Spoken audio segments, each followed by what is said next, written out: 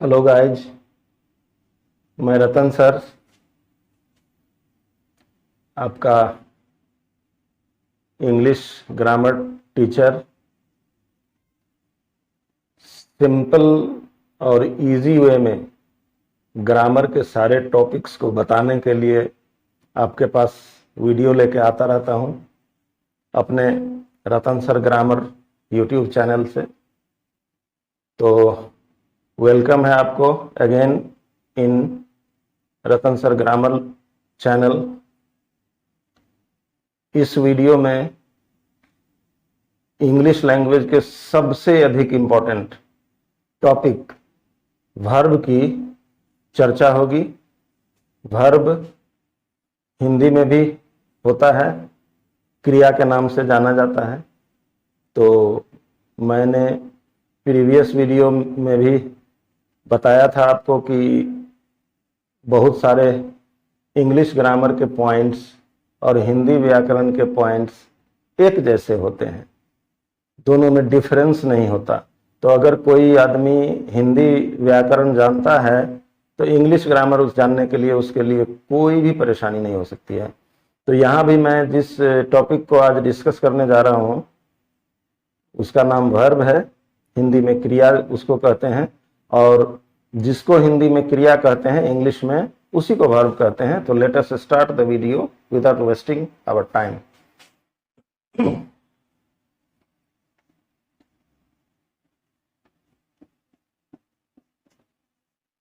इसका नाम है वर्ब या क्रिया। वर्ब हिंदी में और पुराने इंग्लिश ग्रामर में वर्ब को सिंपल लैंग्वेज में सिंपल डेफिनेशन हुआ था, तो verb is a doing word. अब थोड़ा सा उस डेफिनेशन में थोड़ा अंतर आया है ताकि इसकी परिभाषा जानने वाले को क्लियरली अच्छी तरह से वर्ब समझ में आवे। तो देखिए, वर्ब का डेफिनेशन है, जिस इंग्लिश वर्ड से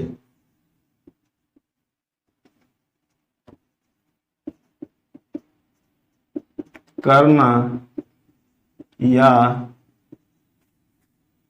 होना समझा जाता है उस वर्ड को वर्ब कहते हैं।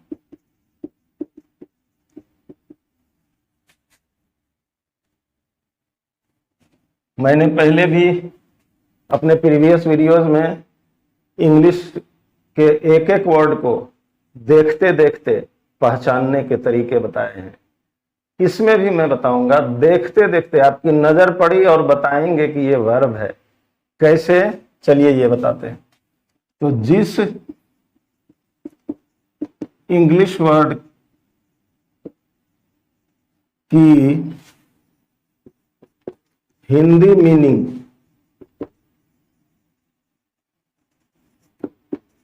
अथवा हिंदी मीनिंग के अंत में अथवा उसके रूट फॉर्म मतलब मूल रूप के अंत में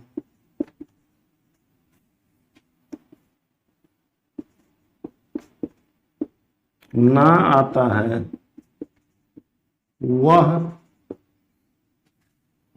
इंग्लिश वर्ड वर्ब होता है।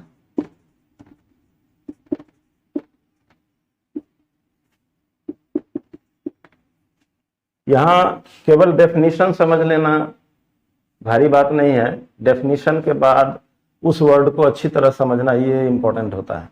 तो वैसा इंग्लिश वर्ड जिसकी हिंदी मीनिंग के अंत में अथवा वो जहां से बना है, जो उसका मूल रूप है, जड़ है, जहां उसके अंत में अगर न आकार ना, हिंदी का न आकार ना आ रहा हो तो वो इंग्लिश वर्ड वर्ब होता है। Example, I am a student इसमें 4 वर्ड्स आ रहे हैं, 1 2 3 4, 4 वर्ड्स में से जब हम मीनिंग लगा के चेक करते हैं तो ये एम की मीनिंग हूं आती है, और हूं पहले भी मैं बता चुका हूं होना से बना है, होना का रूप है, और होना के अंत में ना आ रहा है, इस तरह से एम वर्ब हो गया। जैसे आई लर्न इंग्लिश, मैं अंग्रेजी सीखता हूं। यहां इस लर्न का माने सीखता हूं या सीखती हूं हुआ है, और ये बना हुआ है सीखना नाम के वर्ड से, वो क्रिया से, इसके अंत में ना आ रहा है, इस तरह से सीखना, ये लर्न वर्ब हो गया। तो हम इस तरह से वर्ब का पता करेंगे, जैसे और टॉपिक्स को पता करते थे और वर्ड्स के बारे में जानकारी करते थे, उसी की तरह। अब ये होना, होना का रूप, होना के कई रूप हैं, मैंने प्रीवियस वीडियो में भी डिस्कस किया था। इसका रूप है, हैं, हो, हूं, था, थी, थे, होगा, होगी, होंगे, ढेर सारे रूप हैं इसके। तो होना के अंत में ना आया, इससे बना हुआ ये सारा वर्ड वर्ब होता है। तो अगर किसी भी हिंदी वाक्य में इस तरह के वर्ड्स आ जाएं, या किसी इंग्लिश वर्ड की हिंदी मीनिंग इस तरह से मिल जाए, तो उसका मूल रूप होना समझ के उसे वर्ब मानना चाहिए। तो इस तरह से हमने देखा कि देखते देखते हम वर्ब को किसी सेंटेंस में पहचान सकते हैं। अब वर्ब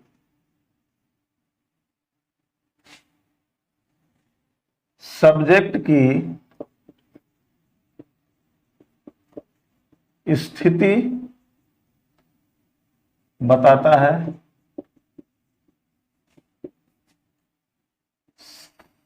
सब्जेक्ट क्या कर रहा है यह भी बताता है, तथा सब्जेक्ट के प्रति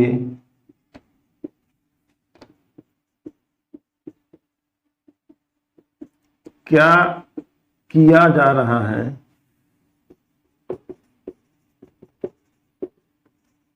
यह भी बताता है। फॉर एग्जाम्पल,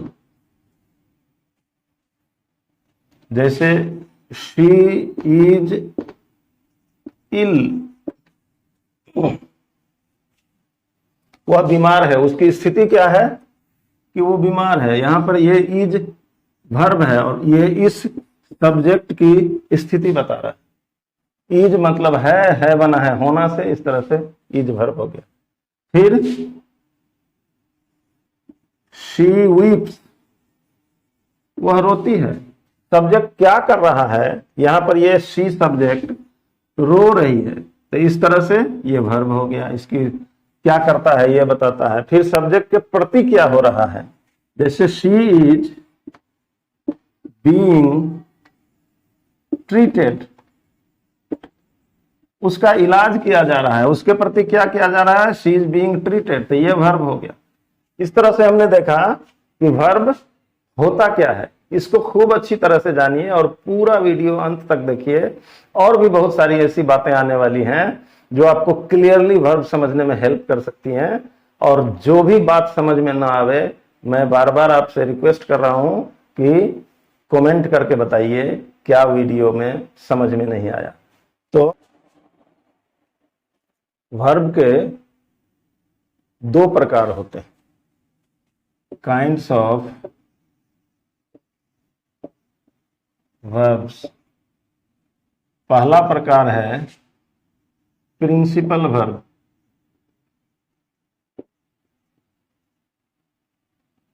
इसका दूसरा नाम है मेन वर्ब,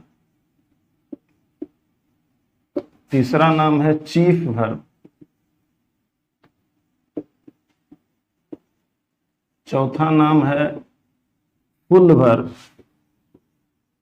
सभी को हिंदी में कहते हैं मुख्य क्रिया, और इसे हम लोग पीवी के रूप में जाना जाते हैं।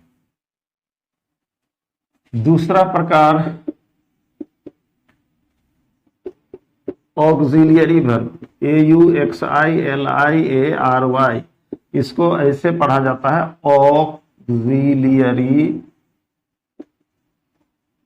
वर्ब। इसका ऑक्सिलियरी सबको बोलने नहीं आता रहता है, इसलिए मैंने उच्चारण को ब्रैकेट में लिख दिया, उसको अच्छी तरह जानिए। ऑक्सिलियरी वर्ब का भी दूसरा नाम है हेल्पिंग वर्ब। इसको हिंदी में कहते हैं सहायक क्रिया, और इसको आज से हम लोग जानेंगे एवी की तरह। तो इस तरह से हमने देखा कि वर्ब के दो प्रकार होते हैं, पीवी और एवी। अब बारी बारी से जानते हैं पीवी क्या होता है, एवी क्या होता है। पीवी मतलब principal verb, full verb, main verb या चीफ वर्ब। अगर किसी सेंटेंस में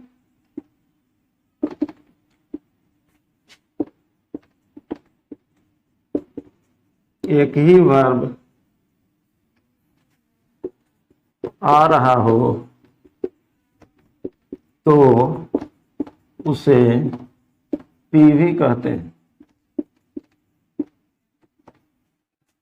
कोई भी ऐसा सेंटेंस जिसमें एक ही एक वर्ब आ रहा हो तो वो पीवी होता है। जैसे दे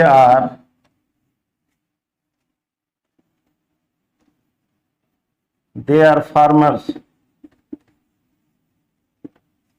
इसमें एक ही वर्ब है आर, इसका मतलब ये प्रिंसिपल वर्ब है। और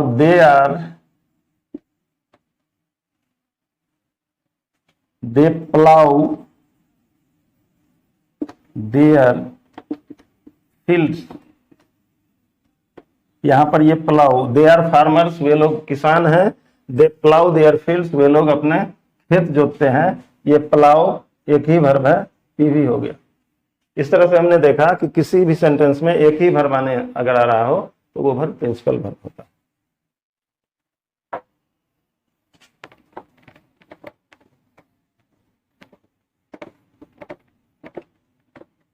प्रिंसिपल वर्ब के भी दो प्रकार होते हैं।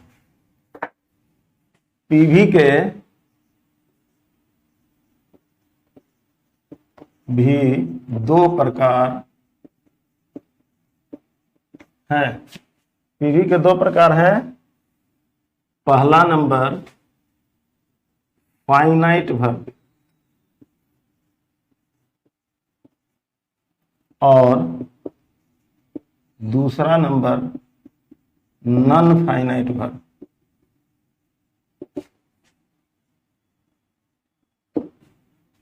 ये फाइनाइट नॉन फाइनाइट करके हिंदी व्याकरण में नहीं कुछ होता है, इसलिए इसको अच्छी तरह जाने।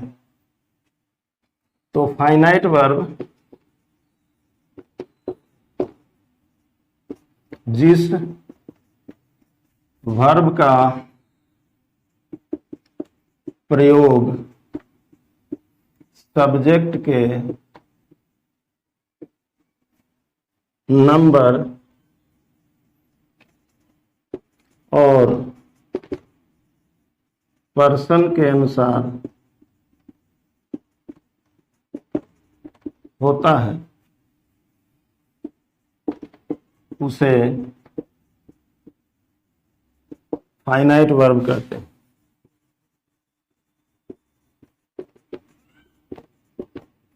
फॉर एग्जाम्पल, वैसा वर्ब जिसका प्रयोग सब्जेक्ट के नंबर पर्सन के अनुसार होता है। जैसे यू टीच मी, ये वर्ब है। ये फाइनाइट वर्ब कैसे है, अगला एग्जाम्पल जानेंगे तो समझ जाएंगे। इसी टीच को ही टीचेज हर, यही टीच बन गया टीचेज। टीचेज कैसे बन गया, क्योंकि ये सब्जेक्ट है और इस वर्ब का प्रयोग इस सब्जेक्ट के अकॉर्डिंग, इसके नंबर और पर्सन के अकॉर्डिंग हुआ, तो इस तरह से ये हो गया फाइनाइट वर्ब। यहाँ सब्जेक्ट बदल गया तो इसका वर्ब का भी फॉर्म बदल गया, तो ये हो गया फाइनाइट वर्ब, इसलिए कि इसका प्रयोग इस सब्जेक्ट के नंबर और पर्सन के अकॉर्डिंग हुआ, तो ये हो गया finite verb.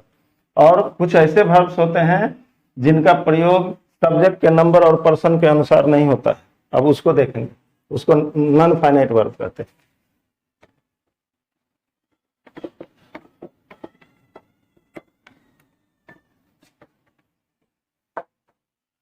Non finite verb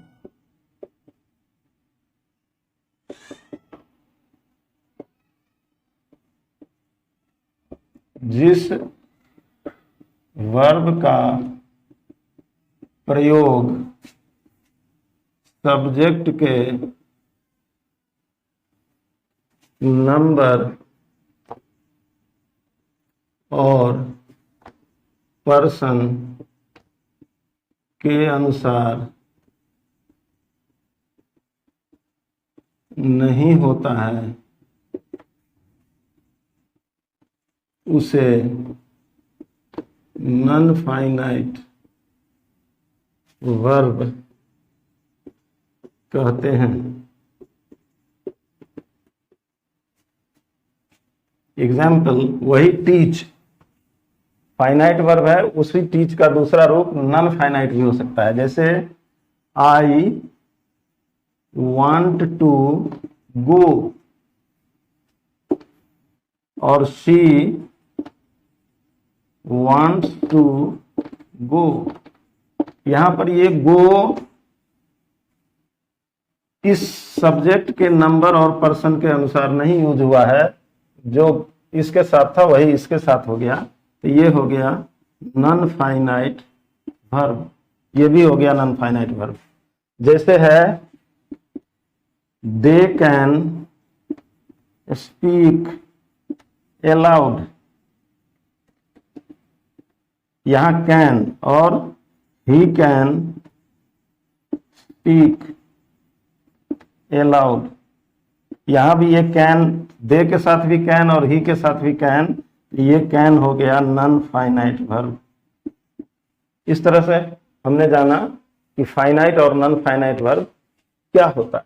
अब इसके बाद फाइनाइट वर्ब के भी प्रकार होते हैं।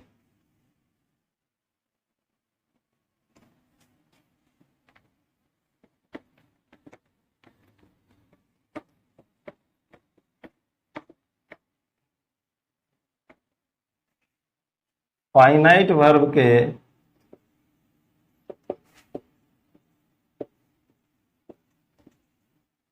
दो प्रकार हैं।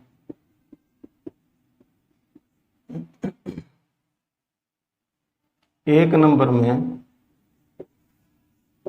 ट्रांजिटिव वर्ब,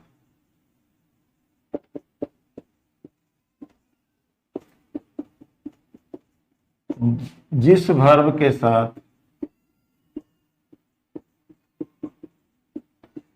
ऑब्जेक्ट आ रहा हो उसे ट्रांजिटिव वर्ब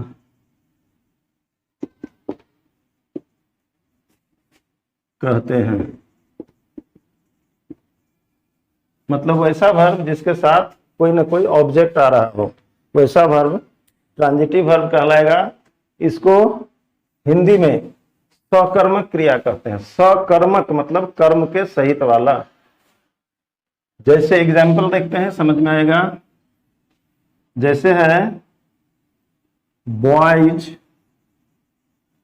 मेड और नॉइज, यहां पे ये मेड वर्ब है और वर्ब के बाद ऑब्जेक्ट आ रहा है, इसका मतलब ये मेड हो गया ट्रांजिटिव वर्ब। जैसे है ही रीड्स द रामायण, यहां पर रीड्स ट्रांजिटिव वर्ब है इसलिए कि इसके साथ ऑब्जेक्ट आ रहा है। इस तरह से हमने देखा कि ट्रांजिटिव वर्ब होता क्या है, इसके साथ ऑब्जेक्ट आ रहा होता है। अब इसके बारे में एक इंपॉर्टेंट पॉइंट याद रखने वाली ये है कि ट्रांजिटिव वर्ब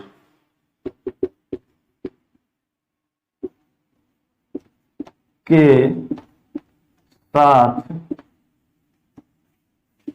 प्रीपोजिशन ऑफ या at, with, for, by, in etcetera use नहीं करना चाहिए।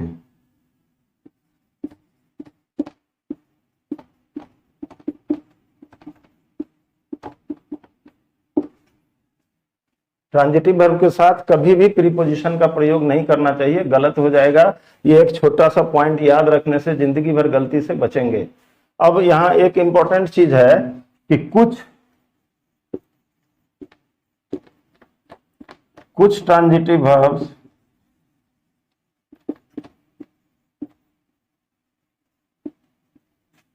की मीनिंग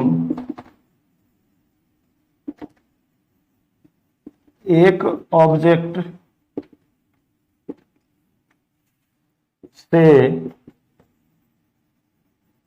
कंप्लीट हो जाती है। ऐसे ट्रांजिटिव वर्ब को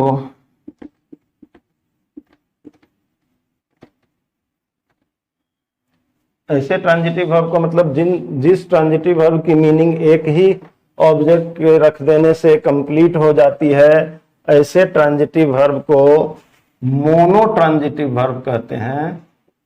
मोनो ट्रांजिटिव वर्ब कहते हैं। फॉर एग्जाम्पल, पीछे जो एग्जाम्पल दिया गया वो भी है, कुछ और एग्जाम्पल्स देख लीजिए। जैसे she plays ludo, she plays ludo, यहाँ पे एक ही वर्ब है, ये मोनो ट्रांजिटिव वर्ब हो गया। ये ऐसा ट्रांजिटिव वर्ब है जिससे के बाद एक ही ऑब्जेक्ट रख देने से इसकी मीनिंग कंप्लीट हो रही है, तो ये मोनो ट्रांजिटिव वर्ब हो गया। जैसे ही अब्यूजेज मी, ये भी मोनो ट्रांजिटिव वर्ब है, क्योंकि इसके बाद एक ही ऑब्जेक्ट रख देने से इस सेंटेंस की मीनिंग पूरी तरह से कंप्लीट हो जा रही है। लेकिन इसे मोनो ट्रांजिटिव वर्ब को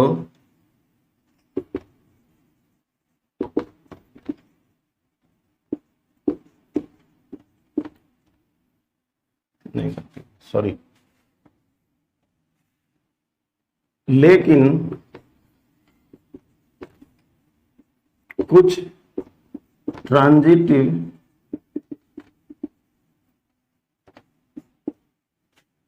वर्ब्स ऐसे होते हैं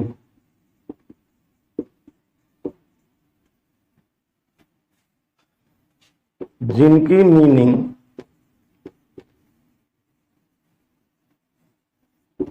एक ऑब्जेक्ट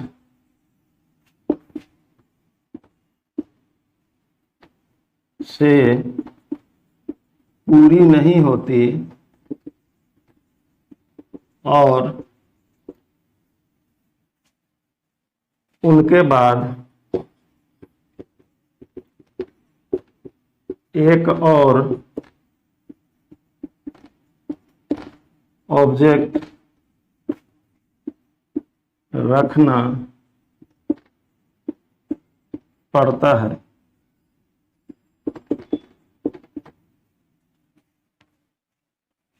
ऐसे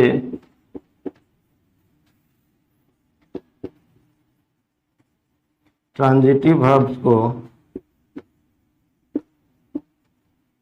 डाई ट्रांजिटिव वर्ब कहते हैं।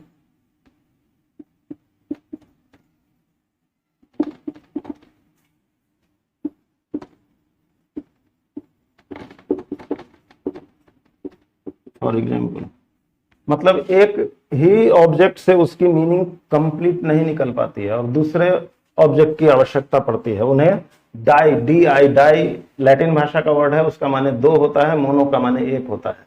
तो इसीलिए उसका नाम डाई ट्रांजिटिव है, क्योंकि दो ऑब्जेक्ट्स की आवश्यकता पड़ती है। जैसे he gave me a book. अब यहां इसमें से ये एक ऐसा ट्रांजिटिव वर्ब है जिसमें से अगर ये दो ऑब्जेक्ट्स की आवश्यकता पड़ती है, किसी एक ऑब्जेक्ट को हटा दिया जाए तो इस सेंटेंस की मीनिंग पूरी नहीं होती है। हटा के देख लीजिएगा। जैसे she sent me a letter, उसने मुझे एक चिट्ठी भेजी। तो यहां पे ये ऑब्जेक्ट और ये ऑब्जेक्ट, दो ऑब्जेक्ट मिलने के बाद ही इस ट्रांजिटिव वर्ब की मीनिंग कंप्लीट होती है। इन दोनों में से किसी एक ऑब्जेक्ट को हटाकर देखिए, सेंटेंस की मीनिंग कंप्लीट नहीं होती है। इस तरह से इस वर्ब को डाई ट्रांजिटिव वर्ब कहते हैं। दो ऑब्जेक्ट चाहिए मीनिंग कंप्लीट करने के वास्ते।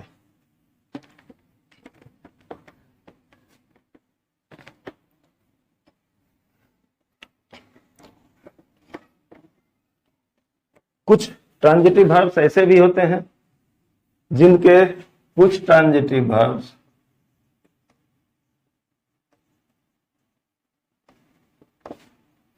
वर्ब्स के साथ एक ऑब्जेक्ट के बाद एक ऐसा वर्ड रखने की जरूरत एक ऐसा नहीं, एक अन्य वर्ड रखने की जरूरत, एक अन्य वर्ड रखने की जरूरत होती है, तब उस की मीनिंग कंप्लीट हो पाती है।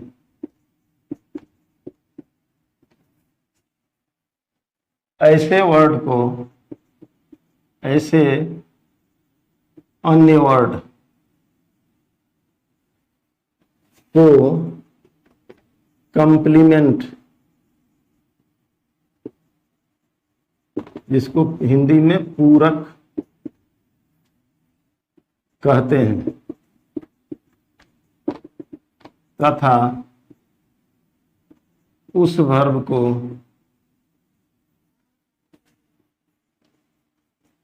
कॉम्प्लेक्स ट्रांजिटिव वर्ब कहते हैं।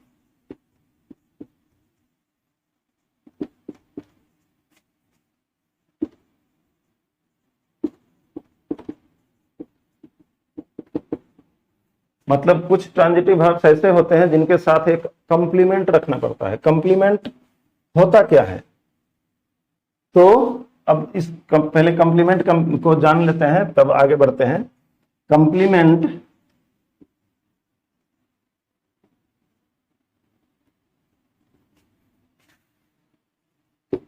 वह वर्ड होता है जिसके बिना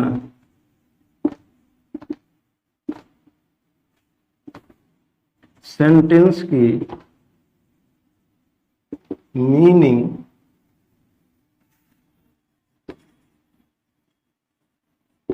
कंप्लीट नहीं होती है।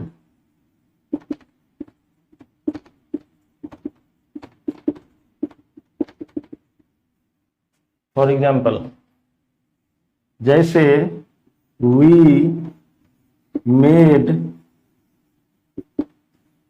मोहन मॉनिटर। इसकी हिंदी मीनिंग हुई, हम लोगों ने मोहन को मॉनिटर बनाया। तो यहां पर मेड एक ऐसा ट्रांजिटिव वर्ब है जिसके बाद ये एक ऑब्जेक्ट आ रहा है और ये एक ऐसा वर्ड आ रहा है जिसको हटा देने से इस सेंटेंस की मीनिंग कंप्लीट नहीं होती। तो इस तरह से ये वर्ड कंप्लीमेंट है और ये कॉम्प्लेक्स ट्रांजिटिव वर्ब है। जैसे ही अपॉइंट अपॉइंटेड मी टीचर, उसने मुझे शिक्षक नियुक्त किया। तो यहां पर ये ऑब्जेक्ट है और ये कॉम्प्लीमेंट इसलिए है कि इसको हटा देने से इस सेंटेंस की मीनिंग कंप्लीट नहीं होती और इस तरह से ये कॉम्प्लेक्स ट्रांजिटिव वर्ब हो गया। तो हमने ये देखा कि वर्ब के जो प्रकार होते हैं उसमें ट्रांजिटिव वर्ब क्या होता है और कितना इंपॉर्टेंट होता है। और एक इंपॉर्टेंट बात हमेशा याद रखिए कि ट्रांजिटिव वर्ब के बाद कभी भी किसी प्रीपोजिशन का प्रयोग भूल कर भी ना करें, क्योंकि इससे आपको सेंटेंस गलत होने का डर रहता है। तो इससे आगे वर्ब की जानकारी मैं अगले वीडियो में दूंगा। इस वीडियो का लिमिटेशन खत्म हो रहा है, ज़्यादा लंबा वीडियो लोग देखने में बोरिंग लगता है, तो मैंने आपको बहुत सिंपल तरीके से वर्ब को डिस्कस किया। एक लाइक कर दीजिए, और जहां जो बात समझ में नहीं आ रही हो, या हो सकता है मुझसे भी गलतियां होती रहती हैं, कोई गलती हो जाए तो मुझे कमेंट करके मेरी गलती बताइए या अपनी दिक्कत बताइए। साथ में वीडियो अपने जानने वाले लोगों तक यही जानकारी हूबहू मिल जाए, उसके लिए इस वीडियो को शेयर करना ना भूलें, और सब्सक्राइब करना भी आवश्यक है आपके वास्ते, क्योंकि फ्री में जब भी मैं कोई वीडियो बनाऊं इम्पोर्टेंट, तो उसका डिस्क्रिप्शन, उसकी का इंफॉर्मेशन सबसे पहले आपको मिल जाए। इसके लिए वीडियो को, इस चैनल को सब्सक्राइब करना ना भूलें। तो thank you for watching. Let's meet in the next video.